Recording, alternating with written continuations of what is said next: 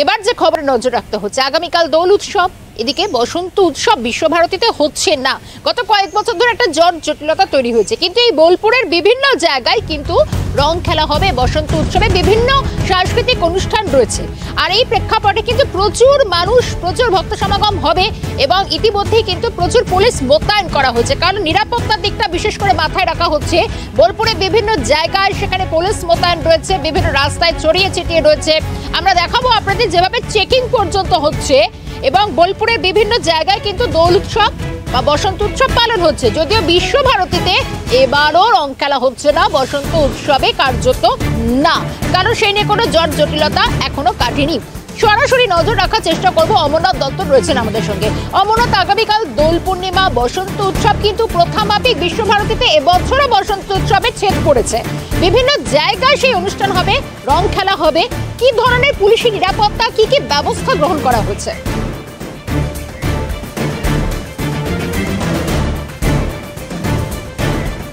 মিশকা, তোমাকে প্রথমেই বলে রাখি যে বোলপুর মানেই শান্তিনিকেতন, আর শান্তিনিকেতন মানেই কবিগুরু, এবং কবিগুরুর এই স্থানে প্রত্যেক দিনই প্রায় বলা যেতে পারে পর্যটকের ভিড় হয়।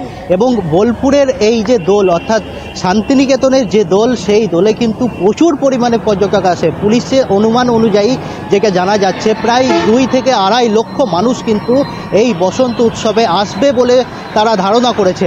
এখনও পর্যন্ত আমি যে রাস্তায় দাঁড়িয়ে রয়েছি, একদম বোলপুর স্টেশন থেকে শান্তিনিকেতন যাওয়ার রাস্তা, সেই রাস্তায় তুমি জানো যে ইতিমধ্যেই কিন্তু আজ থেকেই কিন্তু ভিড় ইতিমধ্যেই শুরু হয়ে গেছে। তার কারণ আগামীকালই বসন্ত উৎসব, এবং এই বসন্ত উৎসবকে ঘিরেই কিন্তু শান্তিনিকেতনে প্রচুর পরিমাণে পর্যটক আসে। এবং তার পাশাপাশি বোলপুরের সাধারণ মানুষ, তারাও কিন্তু শান্তিনিকেতনে, সোনাঝুরি এলাকা এবং শান্তিনিকেতনে বিভিন্ন জায়গায় কিন্তু দোল উৎসব পালন করতে যায়। এবং সেই জায়গা থেকে দাঁড়িয়ে বোলপুরের মেন রাস্তা ইতিমধ্যেই কিন্তু ভিড়ে ঠাসা হয়ে যাচ্ছে। যত বেলা বাড়ছে ততই কিন্তু ভিড় হচ্ছে এই রাস্তা জুড়ে। এবং পুলিশের পক্ষ থেকে যেটা জানা যাচ্ছে যে বোলপুর স্টেশন থেকে শান্তিনিকেতন যাওয়ার রাস্তায় বিভিন্ন জায়গায় ট্রাফিক নির্দেশিকা দেওয়া হয়েছে, এবং পুলিশের পক্ষ থেকে একটি ম্যাপ করে দেওয়া হয়েছে, যাতে কোনো পর্যটকদের কোনো সমস্যা যাতে না হয়। এবং এই যে শান্তিনিকেতনে যেই সমস্ত বসন্ত উৎসবের জন্য পর্যটকরা আসবে, তারা কিন্তু যাতে কোনো অসুবিধার মুখে না পড়ে, অর্থাৎ শান্তিনিকেতনে যাওয়ার রাস্তায় যাতে কোনো অসুবিধার মুখে না পড়ে, সেই নির্দেশিকাই কিন্তু তারা দিয়েছেন এখনও পর্যন্ত বীরভূম পুলিশের পক্ষ থেকে।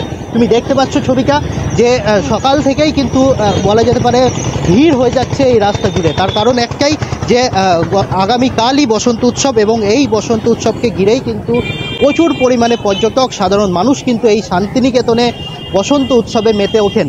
এবং যেটা পুলিশের পক্ষ থেকে জানানো হয়েছে যে কলকাতা থেকে আসা বা বিভিন্ন জায়গা থেকে আসা পর্যটকদের জন্য শান্তিনিকেতনের যে সমস্ত রাস্তাগুলি রয়েছে, অর্থাৎ শান্তিনিকেতনের উপাসনা মন্দির থেকে যেটা 45 দিয়ে শ্রীনিকেতন যাচ্ছে, সেই রাস্তাটা ইতিমধ্যেই বিশ্বভারতী কর্তৃপক্ষ বন্ধ করেছে।